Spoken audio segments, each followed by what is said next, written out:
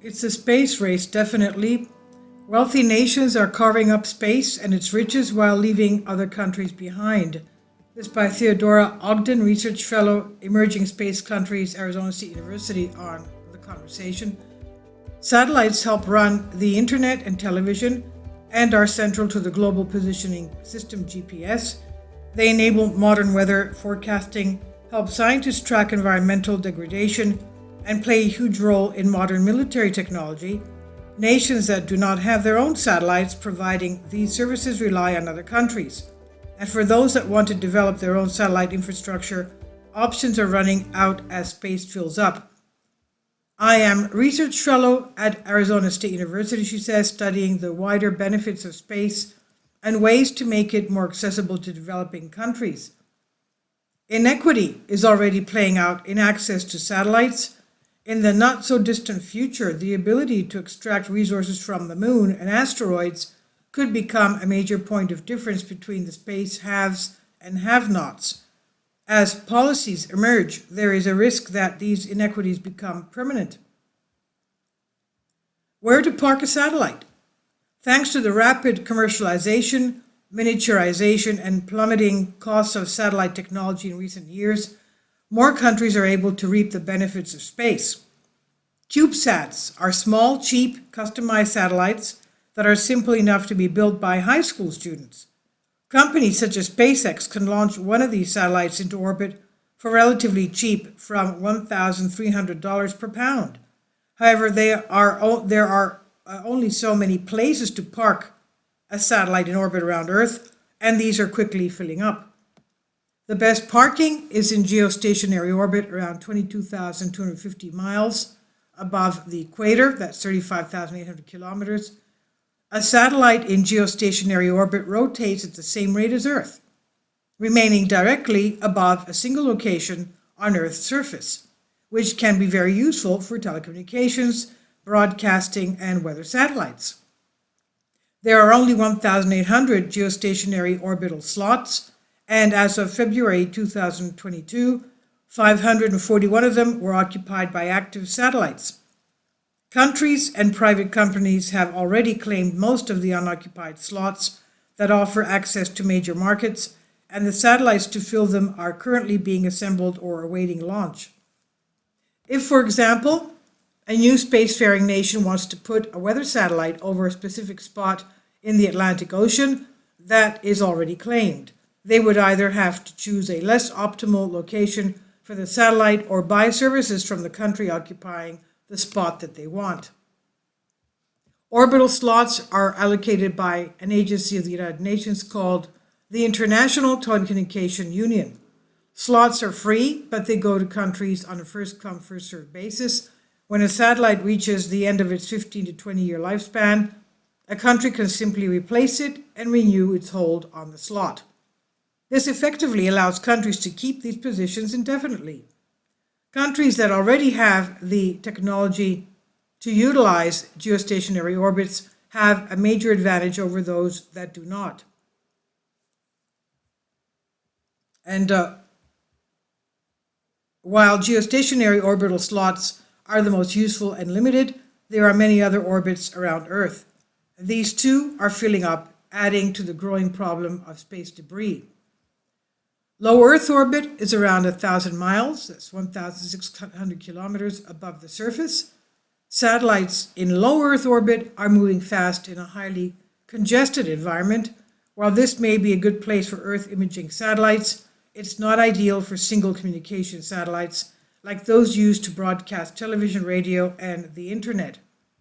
Low Earth orbit can be used for communications if multiple satellites work together to form a constellation.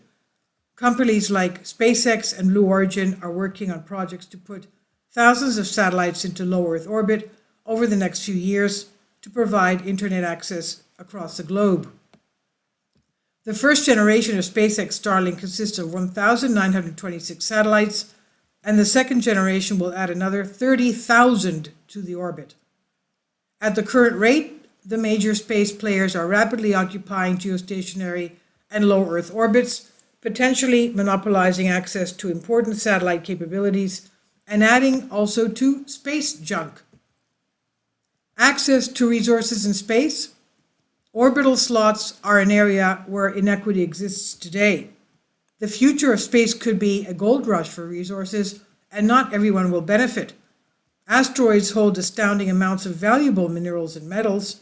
Later this year, NASA is launching a probe to explore an asteroid named 16 Psyche, which scientists estimate contains over 10 quintillion US dollars worth of iron. Tapping huge resource deposits like this and transporting them to Earth could provide massive boosts to the economies of spacefaring nations while disrupting the economies of countries that currently depend on exporting minerals and metals. Now, how they would get the iron, so much iron, back to Earth is another question, another problem. Now, because it's heavy, of course. Now, another highly valuable resource in space is helium-3, a rare version of helium that scientists think could be used in nuclear fusion reactions without producing radioactive waste. While there are considerable technological obstacles to overcome before helium-3 is a feasible energy source, if it works, there are enough deposits on the moon and elsewhere in the solar system to satisfy Earth's energy requirements for several centuries. If powerful spacefaring countries develop the technology to use and mine helium-3 and choose not to share the benefits with other nations, it could result in lasting inequities. Existing international space laws are not well suited to handle the complicated web of private companies and nations competing for resources in space. Countries are organizing into groups or space blocks, quote unquote, that are uniting on goals and rules for future space missions.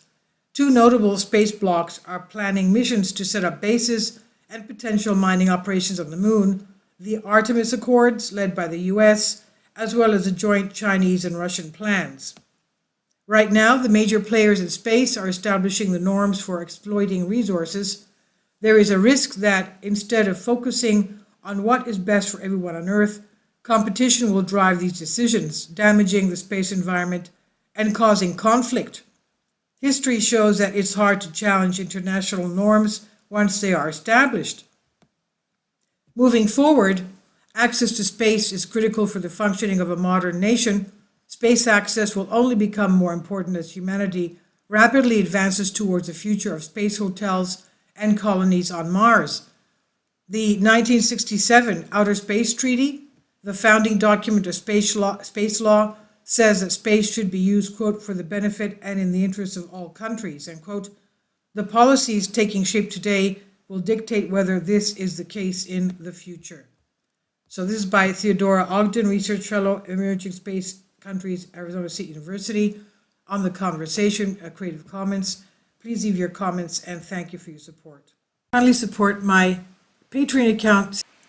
The daily posts are 5 videos daily, and they are totally different from what I have on my YouTube channel. Thank you so much for your support and that you find all my content so interesting. You'll find the Patreon account details in the description box below.